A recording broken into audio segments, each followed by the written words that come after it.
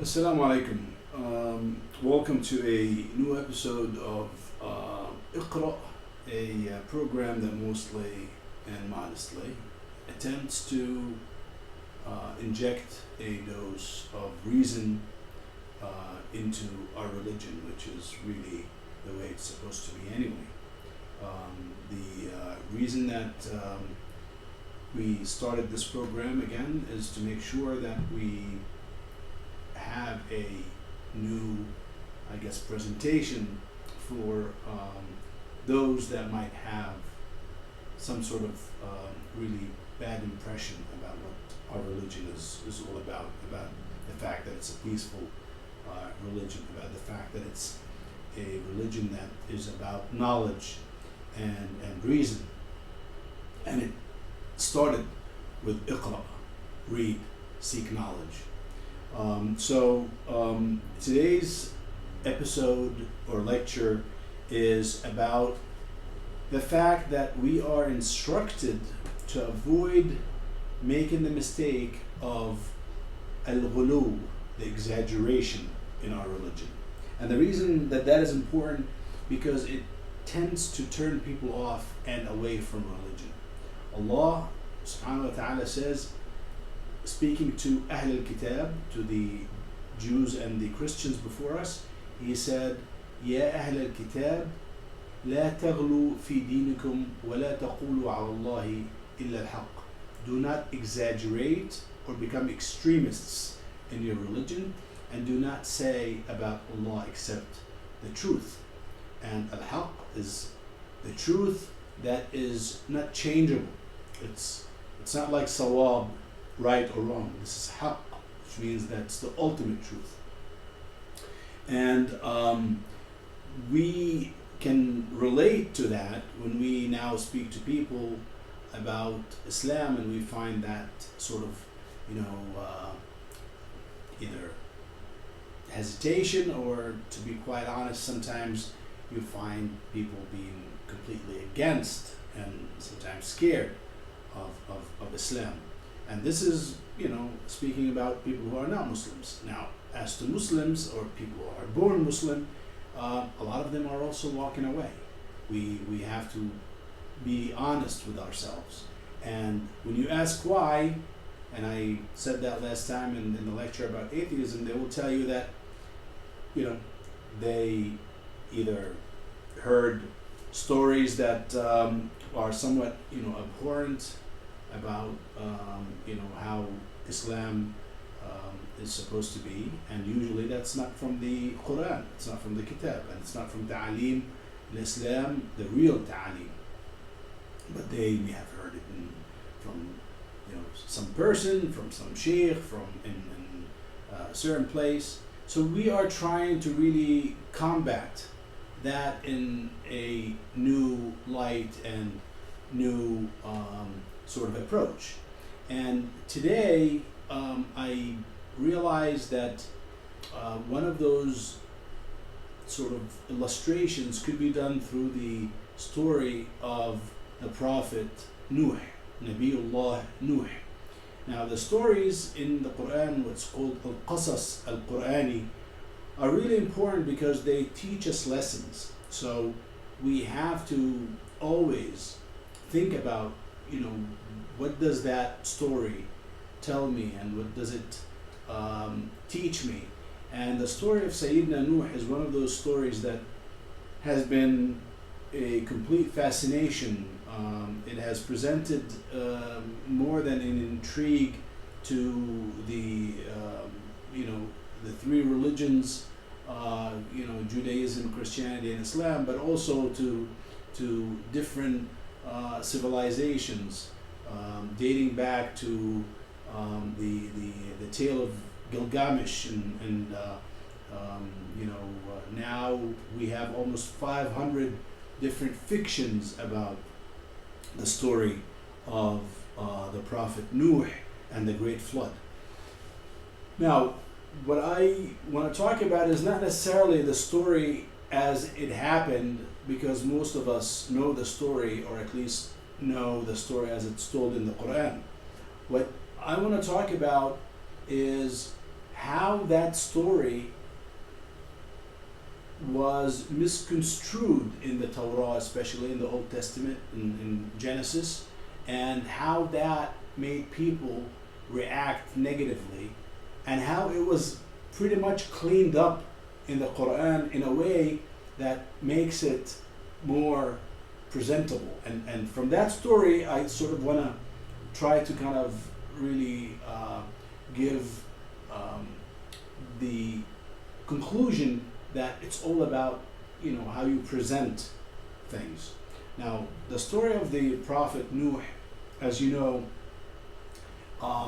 was fascinating because of the drama that it entails, and the ark, and the fact that he had to carry the animals with him on the ark, and people that ended up adhering to his message and believing in Allah.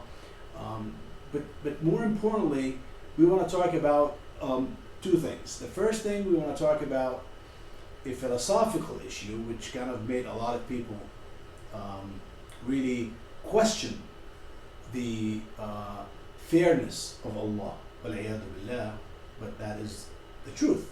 That's what people, how people reacted to this. Now, some people said, in the Old Testament, the story goes that because the people of Nuh did not believe, that Allah ended up destroying and pretty much, sending the water to drown the entire earth.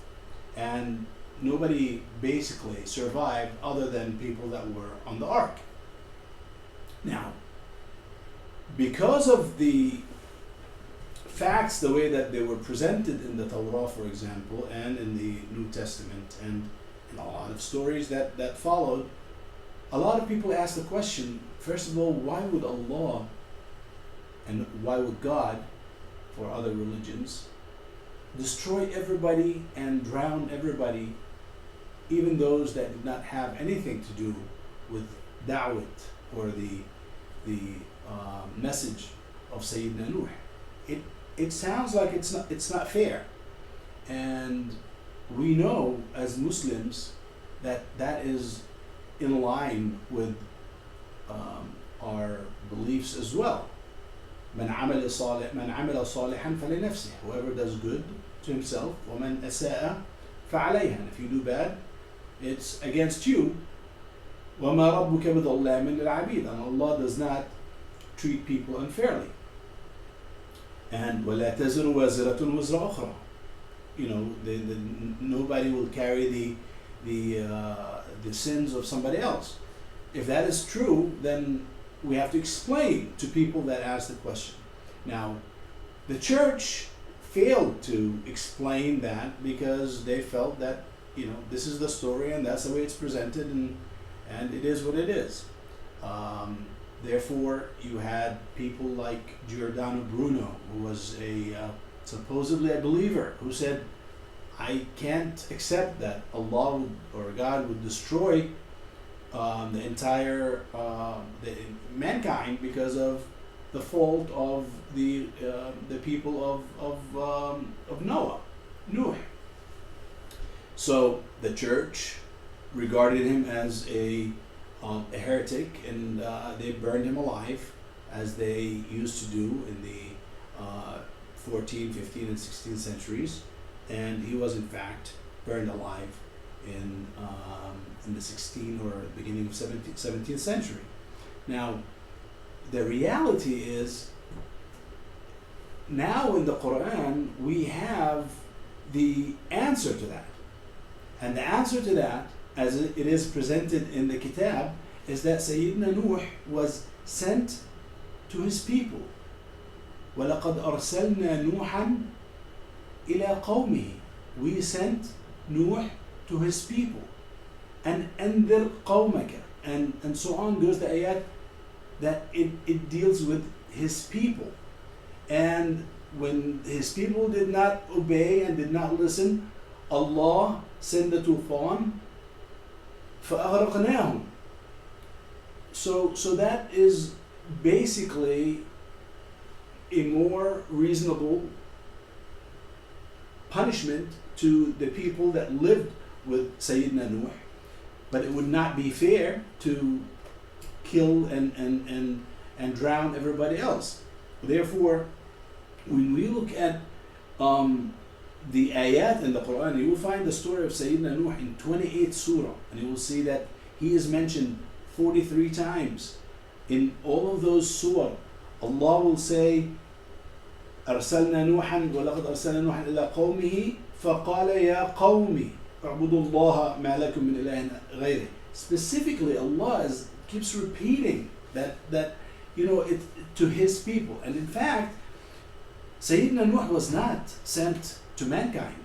There's a difference between Sayyidina Nuh that was sent to قومه and Rasul Muhammad عليه الصلاة والسلام that was sent وما أرسلناك إلا رحمة للعالمين. Everybody. وما أرسلناك إلا كافة للناس بشيرا ونذيرا. كافة, we sent you to everybody. And therefore you will hear that Sayyidina Muhammad will always say يا أيها الناس. No other prophet said يا أيها الناس.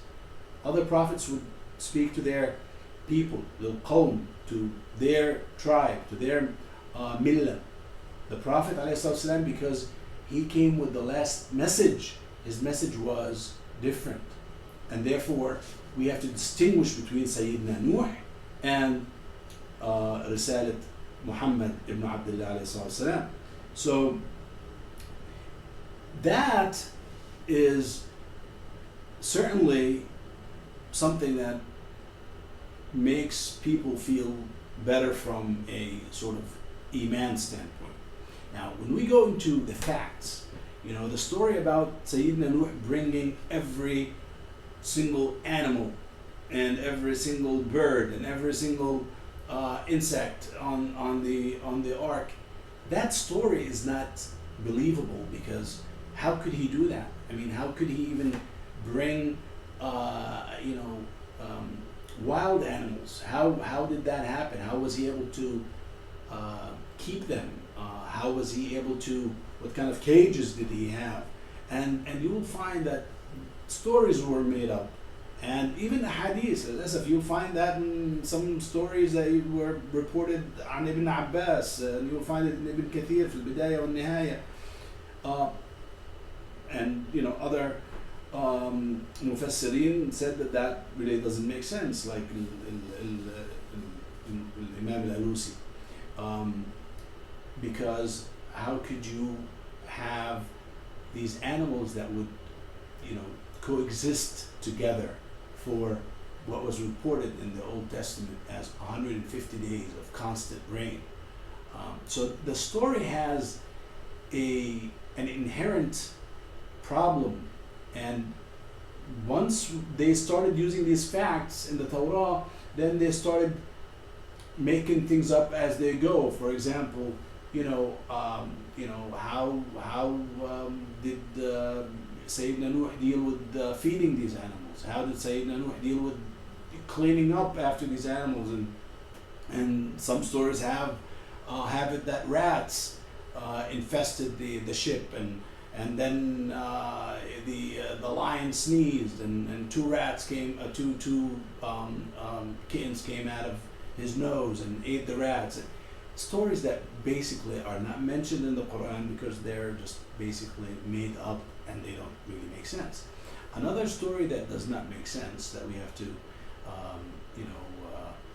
think about it, because a lot of people who become atheists will bring it up, is if you really think about the amount of water that any square foot can hold, it's usually, say,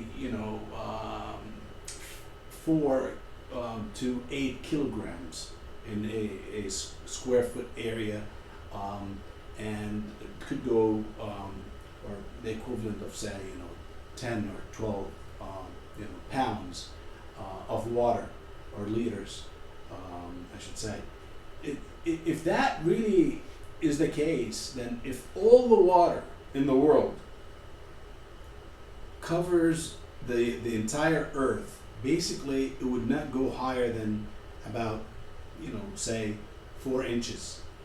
And what that means is that it would be impossible, the way the story is told in the Old Testament, that Allah would punish the entire universe, because, and they said that the water was higher, almost 15 dira'. Dira' is about 1.5 feet, 15 times 1.5, almost like 22 to 25 feet above the highest mountain.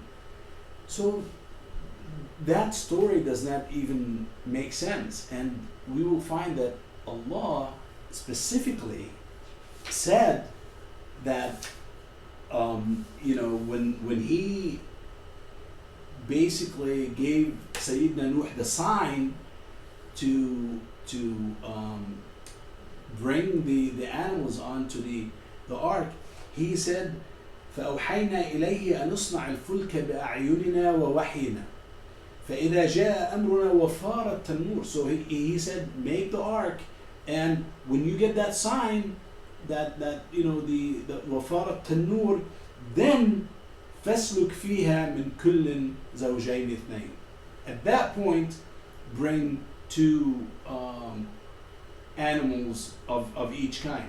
He's talking about فاسلك فيها. فاسلك فيها means bring with you. Bring with you, like Allah said to Sayyidina Musa, for example, فاسلك يدك في جيبك. Put your hand in your pocket. It's supposed to be an easy thing. So those stories, in the context of the Quran, they're all really, controverted in a way that would make any person that would doubt it the way it's presented in the Torah and in the Injil find that the Quran is on point, and it makes it very clear that we should focus on the most important part of the story, and that is the da'wah. And that is something that Ahl al-Kitab failed to realize, and we are falling in the same trap, unfortunately. We will find that some people will tell some stories about mu'jizat al-Nabi alayhi salam. We don't need to talk about mu'jizat al-Nabi, because his mu'jiza is the Quran. That's really, and that's what the Quran says. So there is no need to do ghulu, exaggeration of religion, because it backfires. Now, what is amazing is that you can actually do good by taking a story like the story of Sayyidina Nuh and looking for things that are miraculous in the Quran that were not known to people 1,000 years ago, but we know it now. And that's the beauty of the miracle of the Quran, is that it continues to be a miracle. And that's what I want to talk about as a way to actually turn that bad sort of really advertising for religion, if you want to say it that way. Allah says in the Quran, in Surah Al-Ankabut, وَلَقَدْ أَرْسَلْنَا نُوحًا إِلَىٰ قَوْمِهِ فَلَبِثَ فِيهِمْ أَلْفَ سَنَةٍ إِلَّا 50 عَامًا فَأَخَذَهُمُ الطُّوفَانُ وَهُمْ ظَالِمُونَ. We sent Nuh to his people, and he stayed with them ألف سنة إلا 50 عاما. ألف سنة means 1,000 years. إلا 50 عاما minus 50 عام. Now he said year and سنة and عام. Is that sort of like really a coincidence that this happens? That Allah would use two different measures for the year? No, it's not. This is really meant as an i'jazi thing that we have to think about. And not only did he say that in this ayah number 14 in Surah Al-Ankabut, if you look at ayah 20 in the same surah, Allah says, قُلْ سِيرُوا فِي الْأَرْضِ فَانْظُرُوا كَيْفَ بَدَأَ الْخَلْقِ. Go through this universe and on this earth and look for how al-khalq, creation, was started. Now, why is that important? About 100 years ago, a discovery was made, and it was attributed to an archaeologist by the name of Herman Hilprecht. And what Hilprecht found was a tablet that basically has a list of what is called the Sumerian kings. And basically, this tablet dates about 4,000 years, 2,000 years before Christ. So, what that list has is an amazing discovery, because it talks about those kings and about their cities and about where they ruled, and it says the following. And by the way, you can actually go go online and you will find it on Wikipedia, for example. After the kingship descended from heaven, the kingship was in Eridu. This is in Mesopotamia, which is now Iraq and Jordan and Syria. In Eridu, Alulim, who was a king, became king. He ruled for 28,800 years. 28,800 years. Alalgar ruled for 36,000 years. Two kings, they ruled for a total of 64,800 years. Together, they ruled for a total of almost, those 8 kings ruled for almost 250,000 years.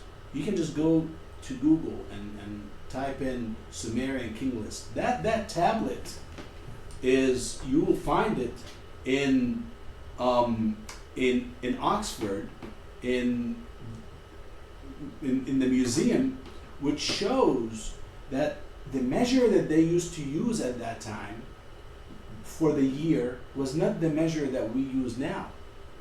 And what that means is that when we read about Sayyidina Nuh, that he lived 1,000 years, illa khamsina ama, we have to think about it. And look, you can use it actually as part of that miracle of Quran, because nobody could have interpreted that 200 years ago.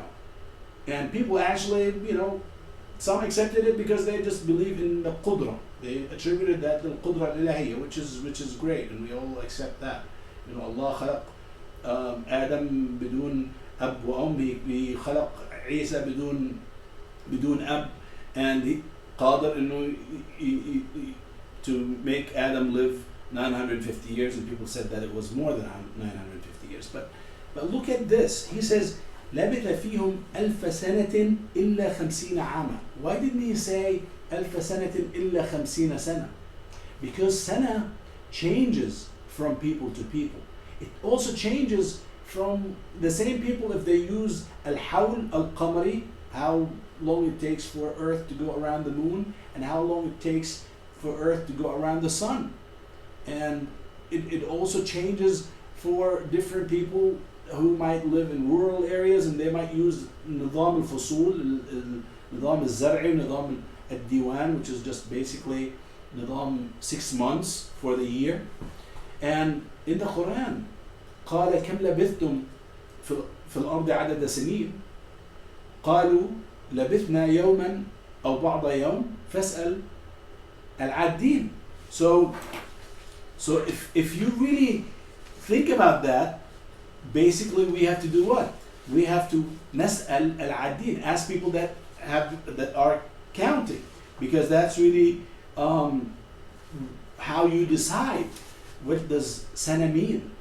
And the fact that we discovered this now, and the fact that this discovery of the tablets is there, shows us that this is amazing, that now this ayah ألف سنة إلا 50 عاما means something else. Now people that said, well, Allah probably gave him life of longevity of 1,000 plus, but we didn't really see that.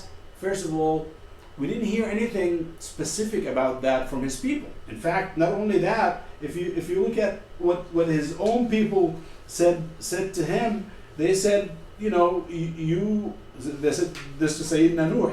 They said, we don't see that you are anything but people, and clearly you were not فضلت علينا. You were not really possessing anything special. So what that means that his people didn't see him as somebody who lived longer than they did. Now, somebody might say, well, yeah, but that means that maybe they also lived at that time for this long.